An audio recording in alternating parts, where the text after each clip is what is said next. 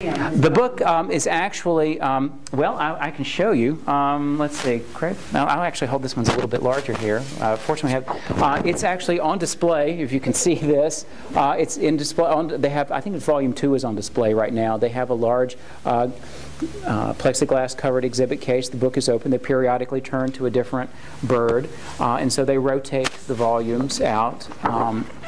Right now, as I mentioned, Volume 2 is on display now. We have just finished, as of last week, treating Volume 4. Fortunately, it hasn't gone back to the museum yet, but we're anticipating that's going to happen very shortly. And so they may put that on exhibit. They may put Volume 3 on exhibit next. I'm not sure which, but they only have room to have one out at a time. I think ultimately they would like to design a space at the museum where they can have, if not all 4, at least 2 of them out at one time. Get the volumes and bring them back? We've done both. The museum occasionally has brought it to us or come to pick it up, or we've taken it down. We've done it both ways. But it's either going to be the museum or us.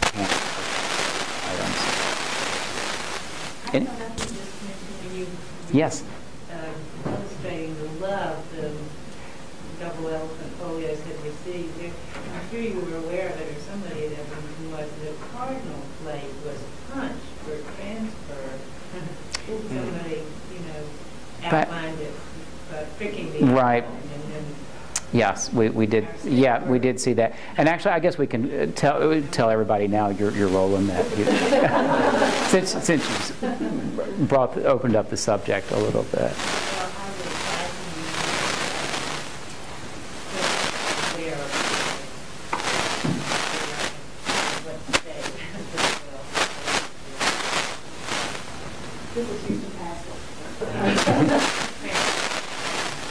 So, I'm sure, because it's so such an tie-in with the presentation. It's, yeah.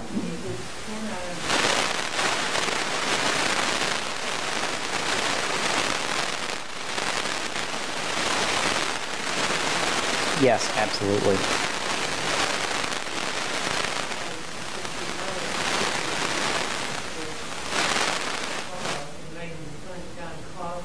Mm-hmm. Was also instrumental in attracting the attention of people. Thank you, Houston. Anyone else? Evan, do you have a question? No? Okay. The original paper?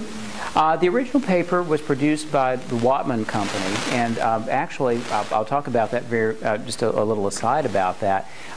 It was really the Industrial Revolution in Britain that made this all possible in the late 18th century. And around in the 1790s, Watman developed a new way of making paper, a smoother way, called laid paper, which didn't have the chain and line pattern that previous handmade papers had.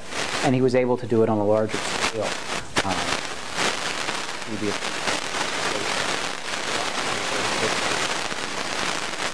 For all the prints.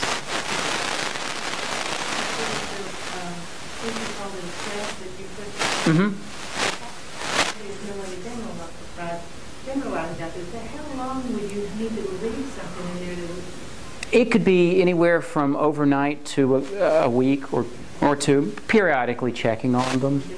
It just depended on exactly what type of treatment was being done to it and how much flattening was needed. It really just varied from print to print.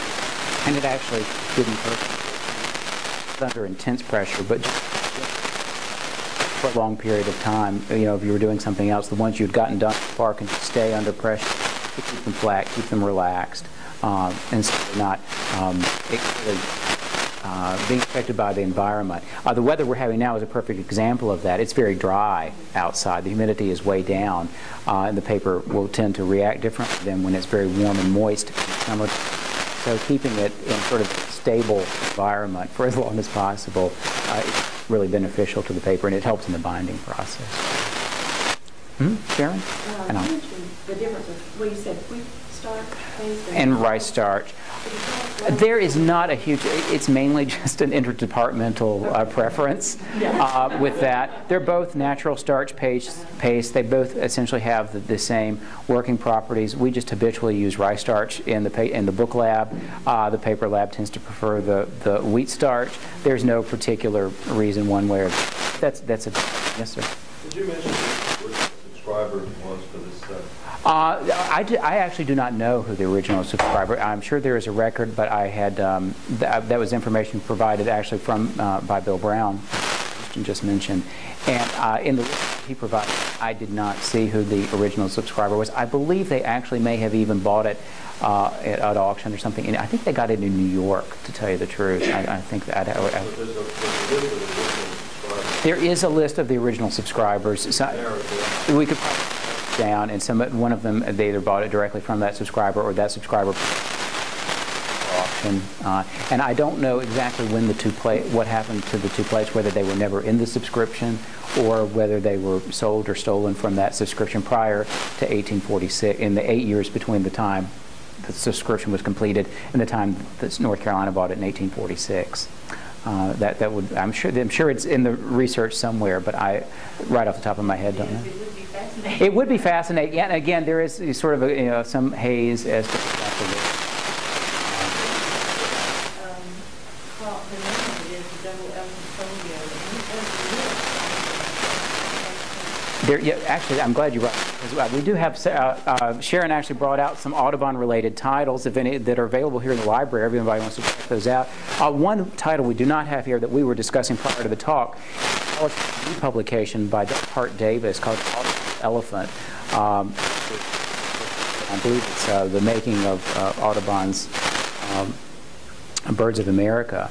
And it's just published in 2004. It's a really, really interesting book and has a lot of information, very good information pertaining to that subject. So you can locate, probably available. If it's not here in the, Sharon said it's not here in the library currently, but you probably can at any of the bookstores around. And I did peruse it for research for the project, and I found it a very nice volume, very informative. Anybody else? I'm happy to answer any question about while we're here. If you were to put 3 or 4 the same prints next to one another, since they were hand colored, would you actually be able to tell very well? If you look, I mean, if you get really close, it's really amazing to me the consistency overall. Of course, we only have one set of each print at one time. Although I was telling Sharon earlier, we are expecting another set of Audubons to come up, at least for us to do an initial examination from a different client. Another bound set, so that'll be fun. Although, you know, I need a break between these things, but I think we all need a break between these things.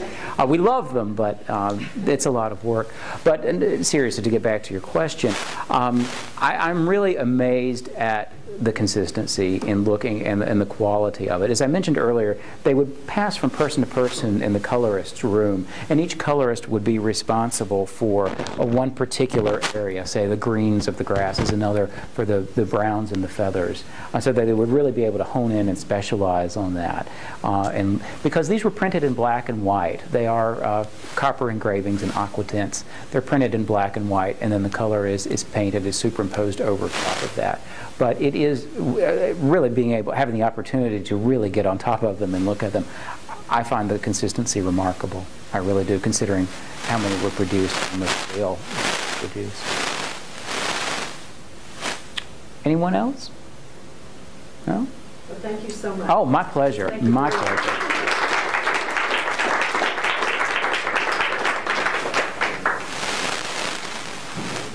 Thanks, everyone.